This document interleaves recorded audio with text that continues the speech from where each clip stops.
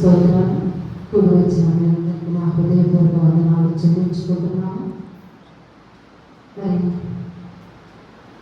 మొదట కొంత గలిబిలిగా అయిపోయింది. మనం ఎప్పుడూ ఒకే రీతిలో దేవుని స్తుతించడంలో, ఆరాధించడంలో గంభీరముగాను హృదయం అంతా దేవుని సన్నిధిలో కుమ్మరించుకుంటూ మరి ఈరోజు మిక్సర్ బోర్డు కొంచెం అది ఎందుకో మొరాయించింది. అన్ని సిద్ధపరిచెళ్ళారు. మరి అన్నింటిలో కరెంట్ వచ్చింది, ఆ దానిలోకి రాలేదు. మరి అందు నిమిత్తం అరగంట పైనే సమయం పిల్లలు మరి ఆ మ్యూజిక్కి అలవాటు పడి ఉన్నారు. మరి అది లేకపోతే చప్పచప్పగానే ఉంటుంది. మనలో డ్రమ్ము కొట్టేవాళ్ళు కూడా లేరని నేను అనుకుంటున్నాను. మరి అమ్మగారు ఉంది కానీ ఆ వయసు ఇప్పుడు కొట్టే పరిస్థితుల్లో లేదు. మరి ఎప్పుడైనా కాదు మనం ఈ మ్యూజిక్ కాదు కానీ డ్రమ్ కూడా మనం నేర్చుకొని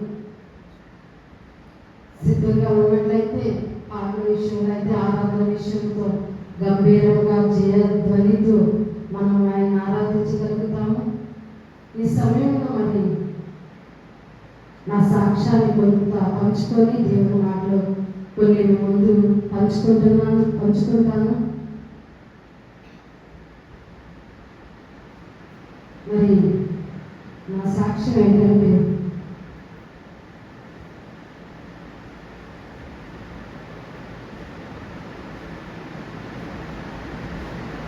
నేను కుటుంబంలోకి వచ్చి 21 సంవత్సరం మరి కొంతకాలం మా అత్తమాడు జరిపారు. అప్పుడు కూడా నేను దేవుని సన్నిధికి పెళ్ళి అయిన దగ్గర నుంచి దేవుని సన్నిధిని ఎప్పుడూ కనిపించలేదు. వాళ్ళు చెప్తారు కదా, వాళ్ళు పాడతారు వాళ్ళు అని నేను ప్రజల సహవాసంలో ఎదిగాను. అక్కడ స్త్రీలకు ప్రాధాన్యత ఎక్కువ ఇవ్వరు. ఈ చప్పట్లు అవి కూడా చెప్పరు. అయినా నేను ఇక పెళ్ళైన తర్వాత నేను ఆ సహవాసంలోకి వెళ్ళలేదు. కానీ ఈ సన్నిధిలో దేవుని మందిరంలో ఉంటూ వాళ్ళు పాడతాంటే నేను నాకు భయం వేసేది. మరి ఆ విధంగా ఆ తర్వాత వాళ్ళు కొంతకాలం చేసిన తర్వాత దేవుడు మరి నా యజమాని కూడా ఏర్పరచుకున్నారు. మరి నా యజమాని కూడా ఎన్నో శ్రమలు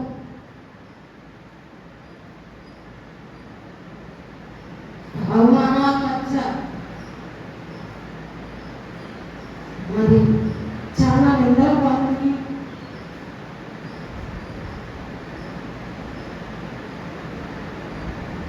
మళ్ళీ దేవుని సన్నిధికి మరి ఆయన ఒక మ్యూజిక్ మీద ఉన్నప్పుడు ఆ మ్యూజిక్లోనే ఉన్నాడు. దేవుని సన్నిధిలో రాకుండా పెళ్ళైనా నేను పిల్లలను తీసుకొని ఉదయకాలంలో దేవుని సన్నిధికి వచ్చేదాన్ని.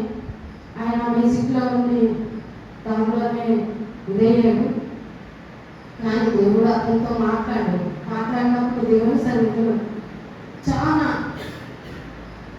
ఎంతంటే అంత ప్రార్థన విషయంలో అప్పుడు మాట్లాడటానికి కూడా చాలా భయపడేవాడు. చాలా మాట్లాడటానికి మాటలు రావు. దేవుని సన్నిధిలో ఉంటే ఆయన మాటలు మనం పలకడానికి ఉచ్చరించడానికి మనం పలుకుతాం. కానీ ఇక్కడ నిలబడి మాటలు చెప్పాలంటే మనకు ధైర్యం చాలదు, శక్తి చాలదు, దడొస్తుంది, వణుకొస్తుంది. మరి ఆ విధంగా మరి నా యజమానులు నేను దేవుని సన్నిధిలో ఉండాలని తనకున్న ఇన్స్ట్రుమెంట్ మీద వదిలేసి దేవుని సన్నిధిలోనే ఉన్నాడు. మరి ఆ సమయంలో మరి కొంతకాలం దేవుని సన్నిధిలో దేవుడిని అడిగాడు, ప్రభా నీ సన్నిధిలో నేను ఉన్నాను ప్రభా, నీ కన్నుగా నన్ను వాడుకోతాను అన్నప్పుడు చాలా ఇబ్బందులు పడ్డాము. మేము భోజనానికి అయితే తృప్తి లేకుండా తింటున్నాం, కానీ ఆర్థికంగా చాలా ఇబ్బందులు పడ్డాం. మరి అయినప్పటికీ దేవుడు మరి తన ప్రార్థన ఆలకించాడు, అంగీకరించాడు, జవాబు అనుగ్రహించాడు.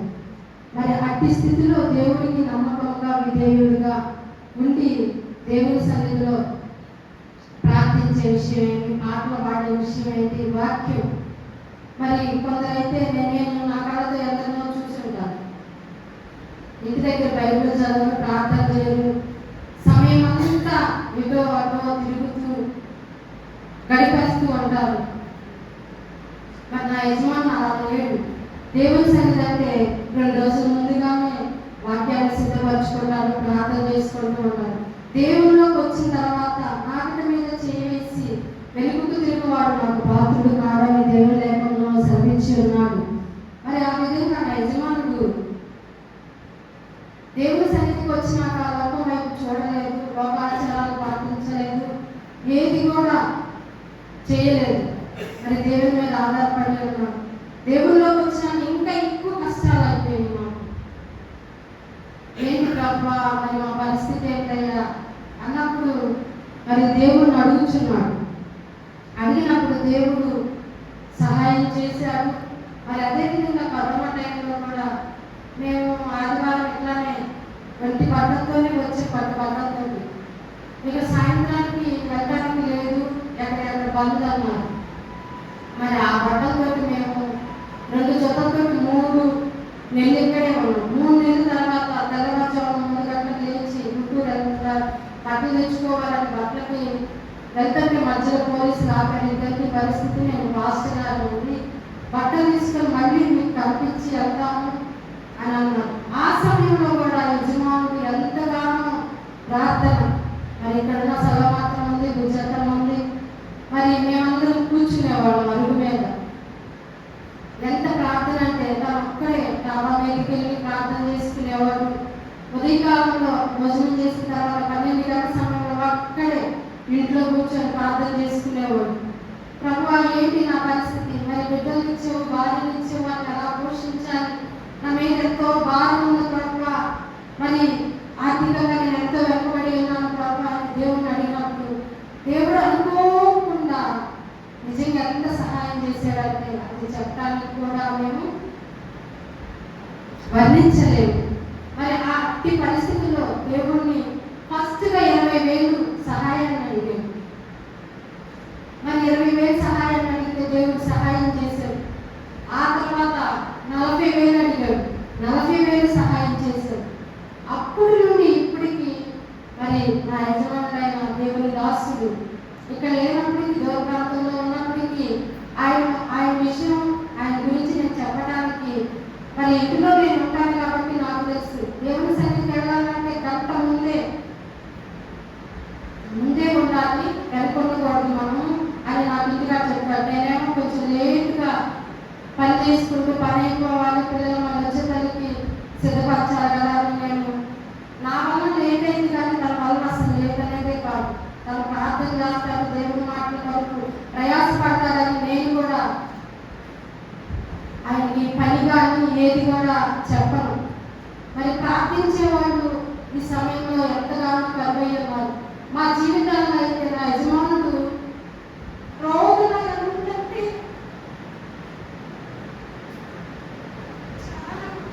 అది చెప్పలేదు, వర్ణించలేదు. ఆ విధంగా ప్రార్థన చేసి ఇంటి స్థితిలో ఉంటామండి. ఆయన ప్రార్థన ప్రార్థనలో ఉంది, సంఘ ప్రార్థనలో ఉంది. మరి సహోదరులు కూడా, సంఘ సహోదరులు కూడా ఎంతగానో బలపరిచారు, ఆదరించారు. చాలా మరి నేనెందులో అవమానాలు కొట్టివేసి నేను ఆశీర్వదించలేను అనే వాగ్దానాలు ప్రతి నెల ఆ వాగ్దానాలు చొప్పున మేము నడుస్తూ ఉన్నప్పుడు దేవుడు ఏదైనా అడగాలంటే దేవుని సన్నిధిలో అడుగుతున్నాం. మాకేమైనా ఎకరాలు లేవు, డబ్బులు లేవు, ఆస్తులు లేవు. దేవుడి మీద ఆధారపడినప్పుడు దేవుడే మమ్మల్ని ఆదరించి బలపరిచాడు. మరి ఈ సమయంలో ఇంటి స్థితిలో ఉంచడానికి మరి ప్రార్థన ఎంతగానో అవసరమైనది. మేము ఇంట్లో పిల్లలు ఉదయకాలం అంతా స్కూల్ వెళ్తాను, నేను ఉంటాను, నిద్ర మామూలుగా ధ్యానించుకుంటూ ఉంటున్నాను. ఆయన చేసినంత ప్రార్థన నేను చేయలేకపోయాను. మరి ఈరోజు గర్భిణి జరిగిందంటే దుష్టుడు వాడు ఎప్పటికప్పుడు పొంచి ఉంటాడు. మనం గుర్తెరగాలంటే మనలో ప్రార్థన శక్తి కావాలి. ప్రార్థన లేకపోతే దేనిలో కూడా మనం జీవించలేము అన్నది నాకు మాత్రం చాలా తెలిసిన విషయమే, అర్థమవుతుంది. ఆ విధంగా ఉండాలని మీ అందరినీ ప్రార్థన సహాయం కోరుకుంటూ ఈ సాక్ష్యాన్ని మీ ముందు పంచుకున్నాను. మరి అదేవిధంగా ఇప్పుడు నేను కొన్ని మాటలు మీ ముందు పంచుకుంటాను. ఎక్కువసేపు కాదు కానీ దేవుడిచ్చిన మాటలు. ప్రభువా, నేను నీ సన్నిధిలో ఏ మాట పలకాలయ్యా అప్పుడు దేవుడు నాకు చూపించిన మాటలు.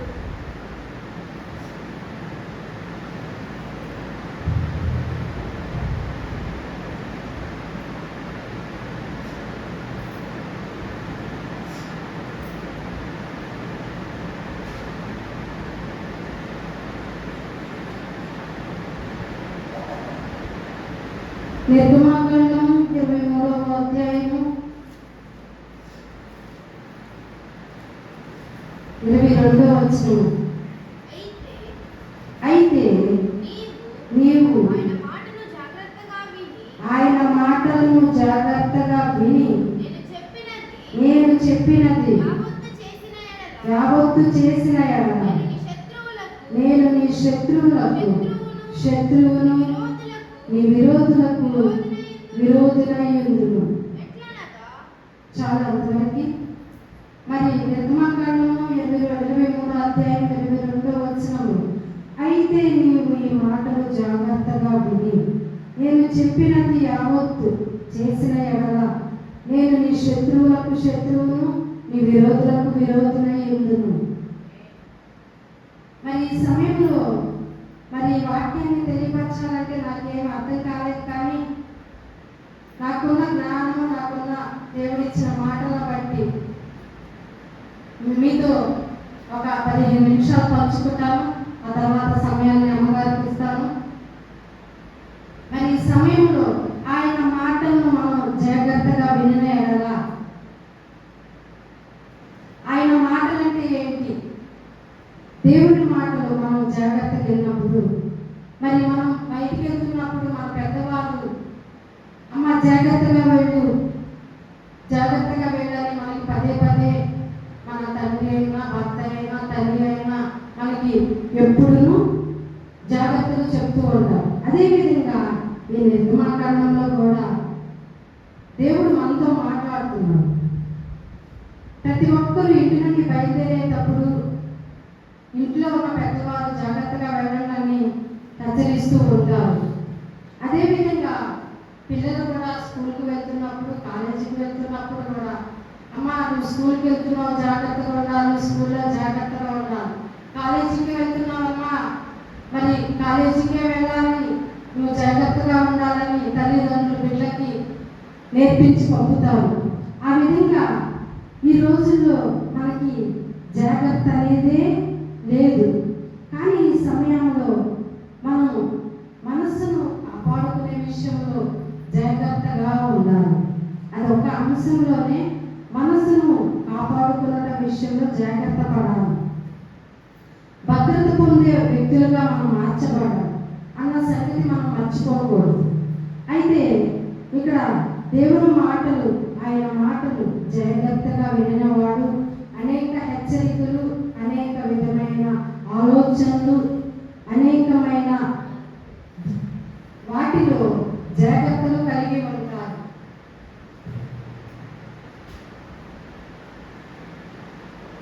ప్రతి ఒక్కరు కూడా ఈరోజు మనం చదువుకున్న విషయంలో దేవుని సన్నిధిలో ఉన్న మీరైనా కానీ ప్రతి ఒక్కరు కూడా మనస్సును కాపాడుకోవాలి. ఈ రోజుల్లో మనస్సు స్థిరంగా లేకపోతే మనుషుల పరిస్థితి ఏ విధంగా ఉన్నది, మనుషులు ఏ విధంగా ఉన్నారు, లోకం ఏ విధంగా ఉన్నది అన్నది మనం ప్రశ్న వేసుకోవాలి. మరి మన మనసు స్థిరం లేకపోతే మనం ఏ విధంగా ఉంటాము? హృదయము, ఆలోచన, మన అంతరంగం అంతా కూడా ఎటో తిరుగుతూ ఆలోచనలు, చెడ్డ ఆలోచన వైపు, చెడ్డ మనసు వైపు అన్నీ ఏవేవో మన హృదయాన్ని ఇచ్చారు. మన మనసు స్థిరం లేదు కాబట్టి మనము స్థిరములో మన మనసును స్థిరపరచుకోవాలి. ఆ విధంగా పౌలు గారు రోమా సంఘానికి రాసినది, నీ మనసు మారుట వలన రూపాంతరము చెందుతావు అని. ప్రతి వ్యక్తి మార్పు చెందినటి వారిగా ఉండాలి. ప్రియమైన దేవుని ప్రజలారా, మార్పు అంటే ముఖ కవళిలో వచ్చినది కాదు, వస్త్రదానంలో వచ్చినది కాదు.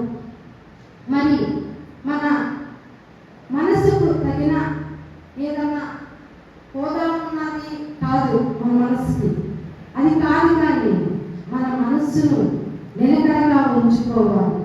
అప్పుడు ఏ విధంగా మన మనసు నిలకడగా ఉంటుందంటే, దేవుని చేత మనం కడగబడి, దేవుల్లో మనం వాడబడితే, దేవుని సన్నిధిలో ఉండి ఆయన సన్నిధిలో మనం అంగలార్చినట్లయితే ప్రతి ఒక్కరూ కూడా మనసును స్థిరపరచుకోగలుగుతాము.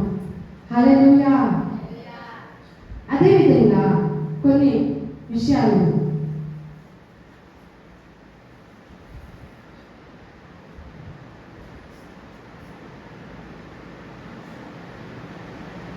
వారు తిమోతికి రాసిన 2వ పత్రిక 1వ అధ్యాయము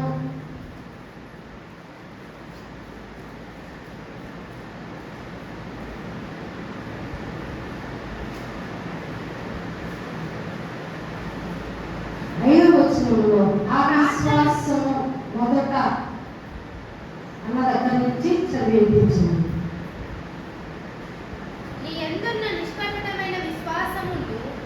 నీ యందున్న నిష్కపటమైన విశ్వాసము జ్ఞాపకము చేసుకొని